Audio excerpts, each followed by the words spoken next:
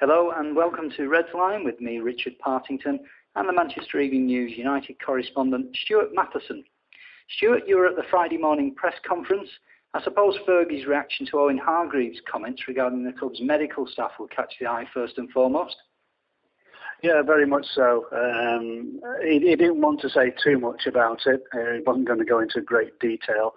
But what he did say, and it's quite significant really, when asked about it, he said, he threw the question back to somebody and said, well, do you think that Alex Ferguson would appoint a bad medical staff?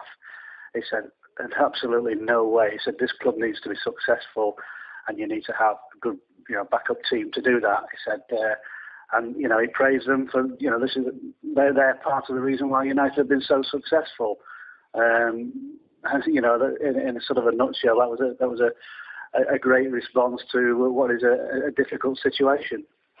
Do you think Owen might have been a little better advised to get a few more games under his belt before bringing this up?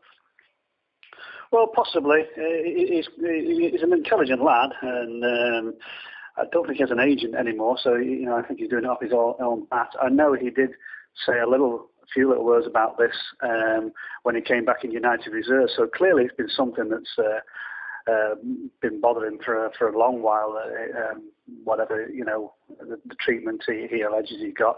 And I think he's just been waiting for the moment to actually come out with it quite strongly. But like you say, I think I would have sort of waited till 6 months down the line when you've got 20, 25 games under your belt and scored 10 goals, and possibly back in the England squad before saying anything too detrimental, because what if he breaks down next week? Does he blame City's backroom staff then? He's put himself in a very pressurised situation now. Do you think the underlying message to it all was he believed he could still have done a job at United? Well, I mean, I know he offered United. He said to United he would play for nothing really, just to prove himself basically, and rather than go through all the thing he went through in the summer with all these fitness videos he posted on YouTube and this, that, and the other to alert people to the fact he was okay. He did actually say to United he would play for nothing, and United kind of said, we don't want you to do that. And I think sometimes, to be honest, Richard, when you've been 3 years struggling in injury-wise, I think it's better to get away and start afresh and get new scenery and everything. And sometimes that can help immensely. I've seen it happen in the past. And, Sir Alex Ferguson said in the past, you see players who come to Old Trafford, they're injured all the time, and then they go away and they play. It's just one of those things. It's worked in reverse as well. It's, part and parcel of football. So, they've just kind of got to get over it, really. Sure. Yeah. I mean, other than that issue, was Sir Alex in relatively relaxed mood this morning? Yes, he was. Yeah. I mean, even in that issue, he was quite relaxed. But yes, he was generally. But hey, five matches, 5 wins in the Premier League.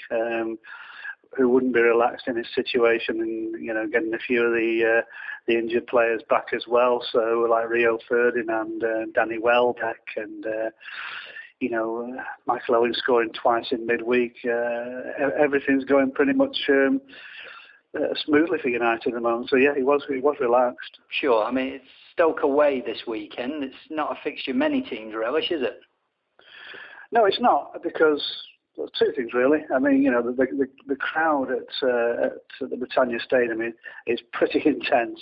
It's I do think atmospheres in the Premier League have dipped quite alarmingly, but that is somewhere where you still get sort of a wall of noise. And of course, the way Stoke play, they don't want you to play football.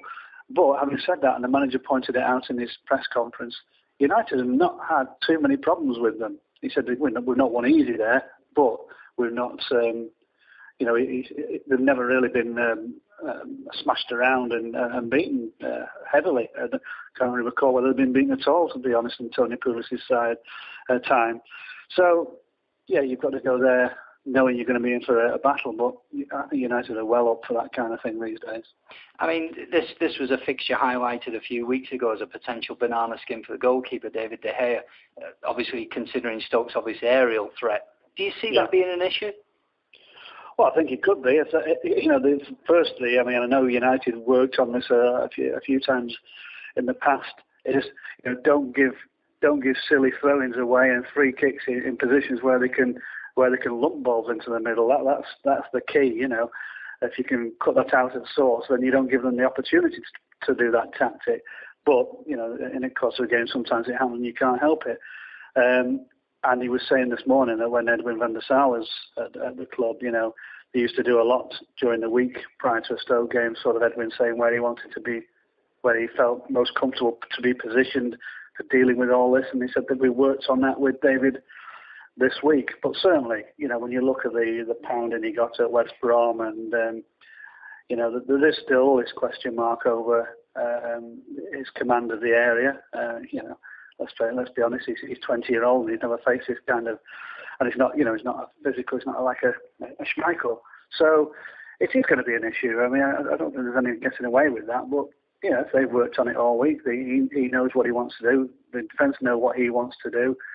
Then fingers crossed, there shouldn't be too major a problem. Stuart, thanks for joining us. My pleasure.